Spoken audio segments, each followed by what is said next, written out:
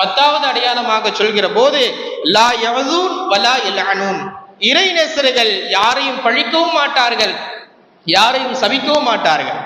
ஸுனூனி மிஸ்ரி ரஹிமஹுல்லாஹ் அவர்கள் ஒரு வழியாக நடந்து செல்கிற போது அவர்களுடைய கால் பட்டு ஒரு ஷேர் சகதி கணவன் மனைவி 2 பேரும் நடந்து சென்று கொண்டிருக்கிறார்கள். அவர்கள் மனைவியின் மீது பட்டு விடுகிறது.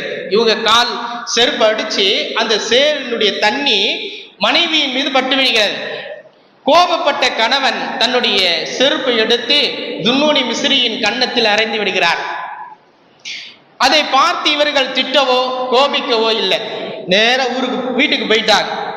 அதற்கு பிறகு கொஞ்ச நேரம் கழித்து அந்த பெண்மணி வருகிறாள். யாரின் மீது சேறுபட்டதோ அவர் வருகிறார். வந்து சொன்னால், பெரியவரை என்னை மன்னித்துக் கொள்ளுங்கள், என்னமா நடந்துச்சு என்று கேட்ட போது, இல்லை என் மேல சேறு பட்டுச்சு, அதுக்காக வேண்டி கோபப்பட்டு என் கணவர் உங்களை செருப்பால் அடித்து விட்டார். அடுத்து நாங்கள் வீட்டிற்கு சென்றோம், வாசப்படி கூட ஏறல, என் கணவர் கீழே விழுந்து மண்டை கீழே அடித்து அதே இடத்தில் இறந்து போனார் என்று சொன்ன போது ஸுன்னூனி மிஸ்ரி ரஹிமஹுல்லாஹ் அவர்கள் சொன்னார்கள், அம்மா இப்ப தெரியுதா, உன் கணவர் உன் மீது கொண்ட காதலால் என்னை செருப்பால் அடித்தார், ஆனால் என் இறைவன் என் மீது கொண்ட காதலால் உன் கணவரை அடித்து விட்டார். இதுதான் இறைநேசர்கள்.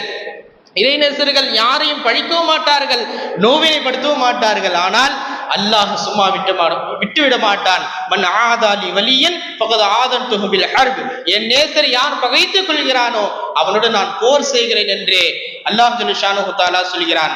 எனவே இந்த சென்ற வாரம் சொன்ன 5 செய்திகள், இந்த வாரம் சொன்ன 5 செய்திகள், மொத்தம் 10 செய்திகளும் இறைநேசர்களுடைய அடையாளமாக இருக்கிறது. எனவே இந்த அடையாளங்களை தெரிந்து நாமும் இறைநேசர்களாக மாற முயற்சிக்குமாக.